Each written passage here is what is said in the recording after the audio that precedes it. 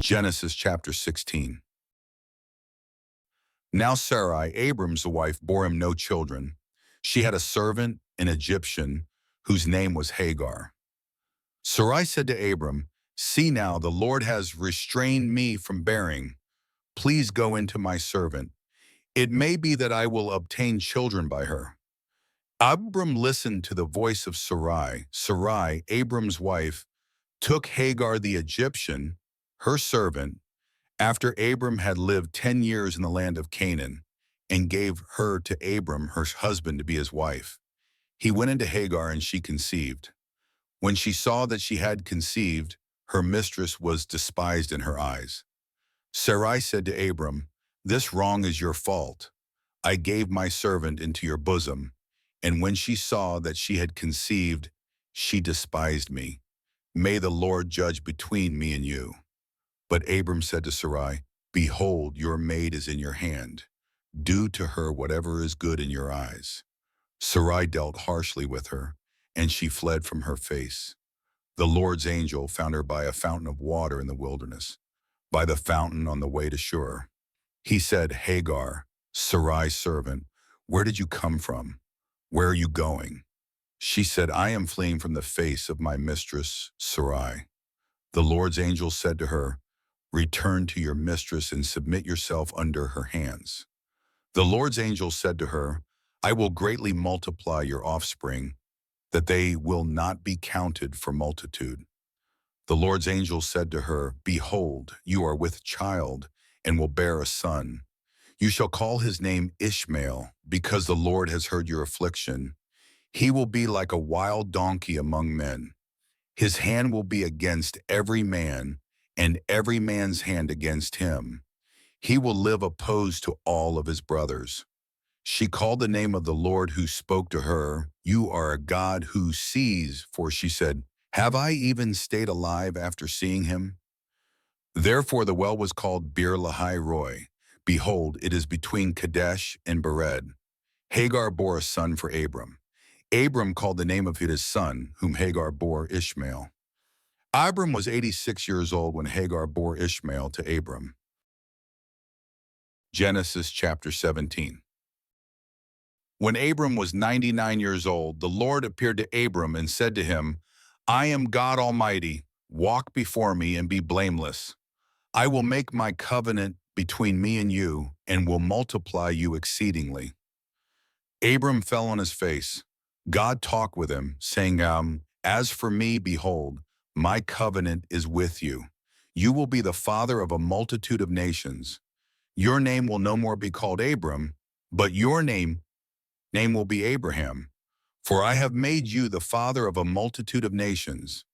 I will make you exceedingly fruitful, and I will make nations of you. Kings will come out of you.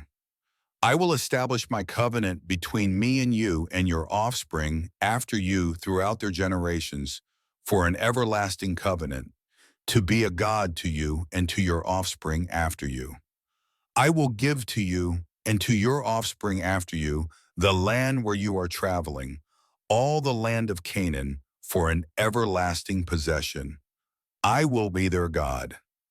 God said to Abraham, "As for you, you shall keep my covenant, you and your offspring after you throughout their generations. This is my covenant, which you shall keep between me and you and your offspring after you. Every male among you shall be circumcised. You shall be circumcised in the flesh of your foreskin. It will be a token of the covenant between me and you. He who is 8 days old shall be circumcised among you, every male throughout your generations. He who is born in the house, or bought with money from any foreigner who is not of your offspring. He who is born in your house, and he who is bought with your money must be circumcised. My covenant shall be in your flesh for an everlasting covenant. The uncircumcised male who is not circumcised in the flesh of his foreskin, that soul shall be cut off from his people. He has broken my covenant." God said to Abraham, "As for Sarai your wife, you shall not call her name Sarai, but her name shall be Sarah. I will bless her, And moreover, I will give you a son by her. Yes, I will bless her, and she will be a mother of nations. Kings of peoples will come from her. Then Abraham fell on his face and laughed, and said in his heart, will a child be born to him who is 100 years old? Will Sarah, who is 90 years old, give birth? Abraham said to God, oh, that Ishmael might live before you. God said, no, but Sarah, your wife, will bear you a son. You shall call his name Isaac. I will establish my covenant with him for an everlasting covenant and for his offspring after him. As for Ishmael, I have heard you. Behold, I have blessed him, and will make him fruitful, and will multiply him exceedingly. He will become the father of 12 princes, and I will make him a great nation. But I will establish my covenant with Isaac, whom Sarah will bear to you at this set time next year. When he finished talking with him, God went up from Abraham. Abraham took Ishmael his son, all who were born in his house, and all who were bought with his money, every male among the men of Abraham's house, and circumcised the flesh of their foreskin in the same day, as God had said to him. Abraham was 99 years old when he was circumcised in the flesh of his foreskin. Ishmael, his son, was 13 years old when he was circumcised in the flesh of his foreskin. In the same day, both Abraham and Ishmael, his son, were circumcised. All the men of his house, those born in the house, and those bought with money from a foreigner, were circumcised with him. Genesis chapter 18. The Lord appeared to him by the oaks of Mamre, as he sat in the tent door in the heat of the day. He lifted up his eyes and looked, and saw that 3 men stood near him.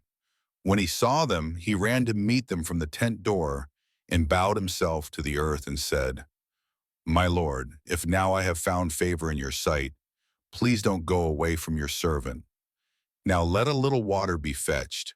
Wash your feet and rest yourselves under the tree. I will get a piece of bread so you can refresh your heart. After that you may go your way, now that you have come to your servant. They said, very well, do as you have said. Abraham hurried into the tent to Sarah and said, quickly prepare 3 seahs of fine meal, knead it, and make cakes. Abraham ran to the herd and fetched a tender and good calf and gave it to the servant. He hurried to dress it. He took butter, milk, and the calf which he had dressed, and set it before them. He stood by them under the tree, and they ate. They asked him, where is Sarah, your wife?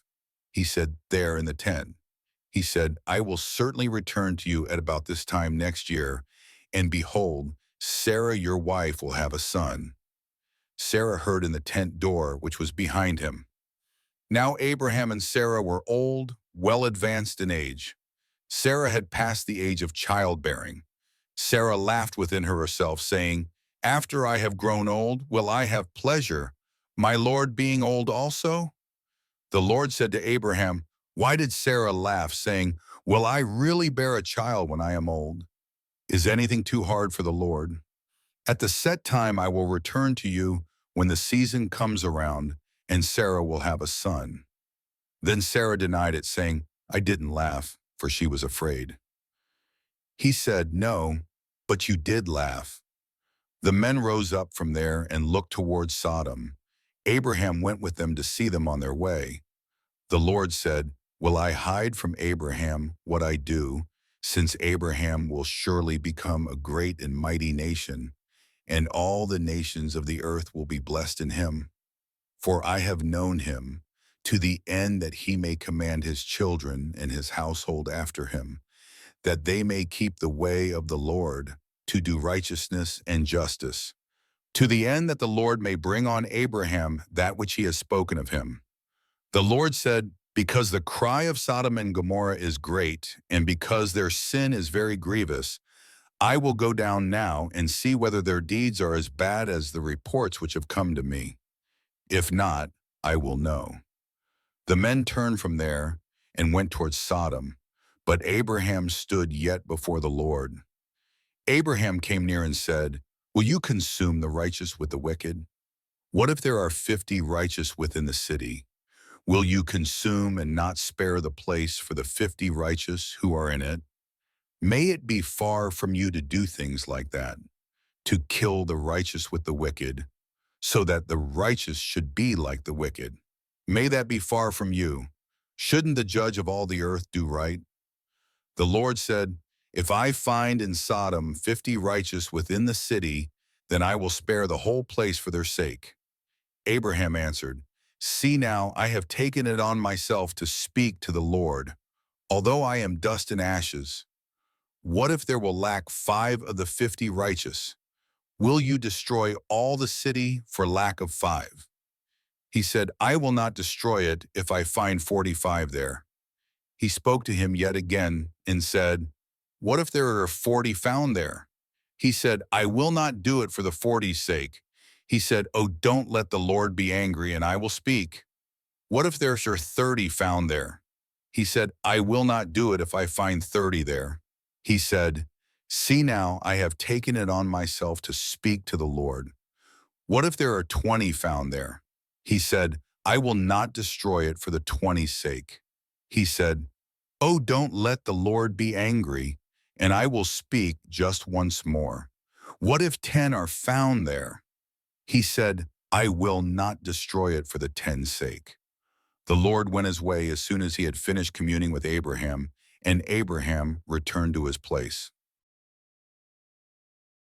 Today, Genesis 16 opens an internal conflict within Abram's household.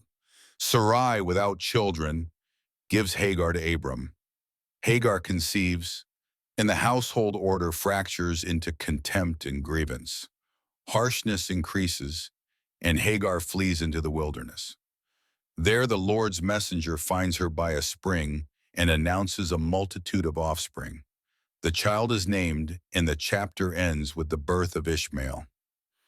In Genesis 17, the Lord appears to Abram as El Shaddai and declares the covenant. The pact becomes public and marked by a bodily sign. Abram is called Abraham, Sarai is named Sarah, and the promise is fixed. A son will be given with a declared name, Isaac, at the appointed time. Genesis 18 shows the Lord appearing at Mamre and Abraham's hospitality toward 3 visitors. The promise of a son is reaffirmed, and Sarah's laughter is addressed. Then the text shifts towards Sodom. The cry and the weight of sin are stated, and Abraham draws near to speak with the judge of all the earth, appealing for justice and preservation for the sake of the righteous. Tomorrow we continue with Genesis 19 to 21. The visit reaches Sodom, the city's outcome approaches, and the promised son enters fulfillment.